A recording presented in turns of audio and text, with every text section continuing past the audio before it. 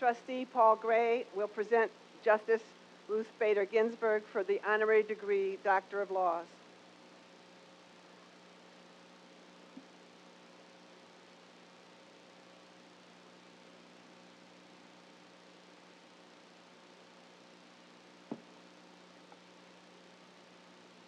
Ruth Bader Ginsburg.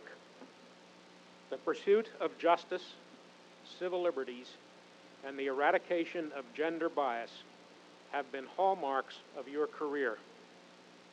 In your own work, you have tirelessly spearheaded legal efforts on behalf of women.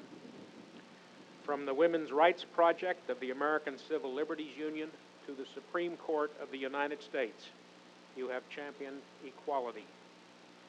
Whether arguing before the Supreme Court or as a member of that body, your dedication to fairness has strengthened the rights of both women and men. Arguing as general counsel for the ACLU before the Supreme Court in the 1970s, you won 5 of 6 cases, and in so doing, succeeded in redefining the fundamental constitutional principles that guarantee women's rights and gender equality. Your groundbreaking work was recognized by President Jimmy Carter, who appointed you to the United States Court of Appeals. Paralleling this stellar law career, you balanced the roles of wife to Attorney Martin Ginsburg and mother to Jane and James. A great compliment to you as a mother and role model is that you and Jane are the first mother and daughter to attend Harvard Law School and teach at Columbia Law School. Your remarkable intellect and impeccable reputation for fairness moved President Clinton to appoint you the second female justice of the Supreme Court, though Jane had dreamed she might be the one to appoint you. As you accepted the honor, you reflected on your own mother, praying that you might be all that she would have been had she lived in an age when women were free to aspire and to achieve. A woman of strong intellect and courageous spirit, a loving mother and loyal partner, these attributes could be applied to you as well as to your mother, Celia Amster Bader. While your mother's opportunities were severely curtailed by social conventions, you overcame many obstacles to become a tenured professor of law, a constitutional scholar, an American Civil Liberties Union counsel and board member, an appellate judge, and a justice of the Supreme Court of the United States. Ruth Bader Ginsburg, the aspirations and achievements of American men and women have been enhanced as a direct result of your life's work. This institution, which is deeply committed to gender equality, honors you today with the degree of Doctor of Laws.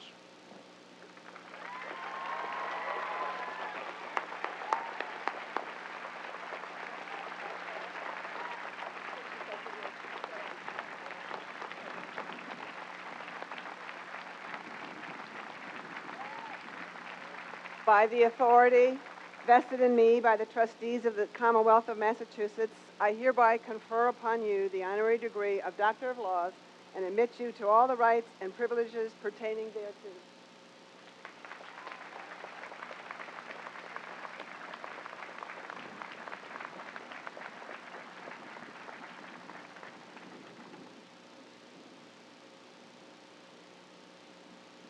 I am glad to be part of your commencement celebration, the celebration of the Wheaton College class of 1997.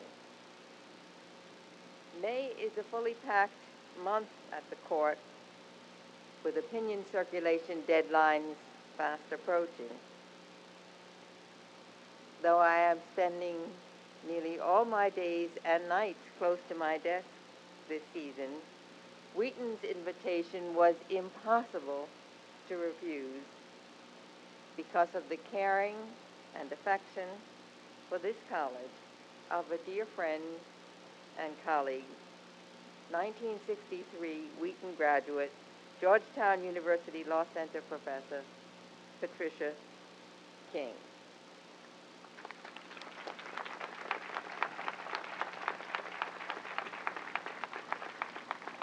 And I am particularly pleased to share this event with my life's partner, Martin D. Ginsburg. Marty has always been a yes person, a man who has the confidence to take on successfully whatever challenges come his way, whether a complex corporate merger and acquisition, a severe illness, a wife long ago banished from the kitchen by her food-loving children. Writer Norman Mailer once said, "A woman could be bending over a sinkful of dishes and I wouldn't lift a finger to help her unless I thought her work as important as mine." Marty has always thought my work was important, sometimes even more important than his. And he knows, too, how healthy it is for children to have two parents sharing the labor as well as the joy of child rearing. Raising children successfully, the parents in this audience know, takes intelligence, very hard work, boundless love, and more than a little bit of luck.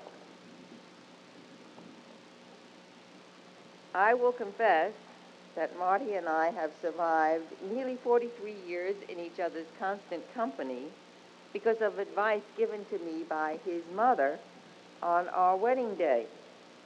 This was her prescription for a happy, enduring marriage. "It pays," she said, "it pays sometimes to be a little deaf."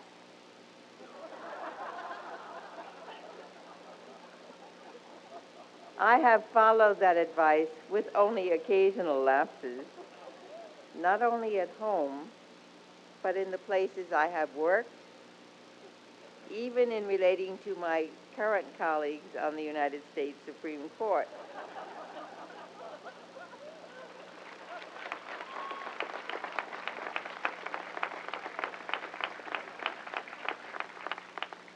It is important to be a good listener if you are to work with others effectively, but it also pays sometimes to be a little deaf. For example, when a colleague or a commentator writes about an opinion on which you have labored endless hours worrying over every word, that opinion is simply irresponsible, sloppy, strange, or profoundly misguided, and I am not making any of those up. My mother had a similar idea when she admonished me constantly once I reached my teens: be a lady. To her, the term great lady was a most honorable one. It meant hold fast to your convictions and self-respect, be a good teacher, but don't snap back in anger, resentment, indulgence in recriminations, waste time, and sap energy. In the same vein, one of my colleagues on the U.S. Court of Appeals for the District of Columbia Circuit, the Honorable Edward A. Tam, counseled me when I was new on that court: do the very best job you can in each case. But when the job is done, don't look back. Don't worry over finished work. Go on to the next challenge and give it your all. Graduation ceremonies are joyous occasions, and graduation speakers are well advised not to talk too long. But I ask your patience, not too many minutes more, so that I may convey to you my idea of what it means to be, as I am, a feminist. I had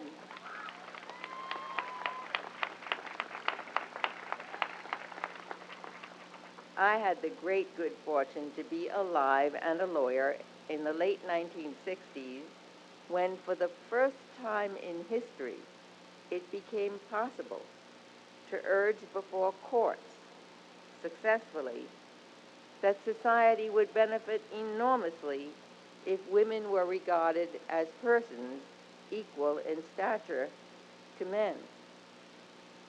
At my own college graduation in 1954, it was widely thought that women were not suited for many of life's occupations: lawyering and bartending, military service, service on juries, to take just a few of many examples. So much has changed for the good since then, but there are still too many people who regard feminism as a threat, people who are discomforted by the very word. A case in point. On June 26, 1996, with only one dissenting vote, the Supreme Court held that under the Constitution's equal protection principle, the Commonwealth of Virginia could not exclude from a public military college, the Virginia Military Institute, VMI, women who wished to attend and could meet all the entrance requirements. I wrote the court's opinion, which some greeted with applause and others deplored. Among the deplorers, Phyllis Schlafly wrote in an open letter from the Eagle Forum, "The VMI decision was wholly predictable when Clinton appointed Ruth Bader Ginsburg to the court. Her activist determination to write her radical feminist goals into the Constitution was all laid out in her published writings, but no senator questioned her about them. Every senator who voted for her confirmation, there were 97 of them, share in the shame of this decision. Also sharing in the shame, or in my judgment, the good sense and legal fidelity of the decision, were 6 of my colleagues. I have been heartened by the ever-growing appreciation of what feminism really means. It means freeing people, men as well as women, to be you and me, allowing people to pursue their talents, their qualities, whatever they have, without artificial restraints. The idea of feminism I hold high was put in this fitting way by a D.C. area suffragist, Lydia Pearsall, a woman whose life spanned more than a century. "I never wanted to be a man," she said, "just his equal. And in the process, it seemed to me we would both become a little better." Last year, my grand colleague, Sandra Day O'Connor, first and for 12 years, sole woman on the Supreme Court, made a surprise appearance one night in the D.C. Shakespeare Theater's production of Henry V. She played the role of Isabel, Queen of France, and she spoke the famous line, "Happily, a woman's voice may do some good." Indeed it may. Just one illustration called to my attention by Justice O'Connor. In 1993, Helen Sussman published the story of her life and times in a book called No Uncertain Terms. For many years, Sussman was the sole voice against apartheid in South Africa's parliament, and also the only woman in that legislative chamber. She recounts this scolding from another member of parliament. "The honorable member must stop chattering. She is in the habit of chattering continually. If my wife chattered like that honorable member, I would know what to do with her. There is nothing that grates on my nerves more than a woman who continually interrupts me. She is like water dripping on a tin roof. That was in 1965. The honorable member was chattering about the need to end apartheid. The scolding came from the mouth of former President of South Africa, P.W. Botha, who later learned that voices for democracy can do more than grate on the nerves of oppressors. 2 weeks ago, at the celebration of the reopening of the renovated Library of Congress Jefferson Building, a college student came up to my table and asked if I could help with an assignment. She had one question, and she hoped to compose her paper by asking diverse people to respond. What she asked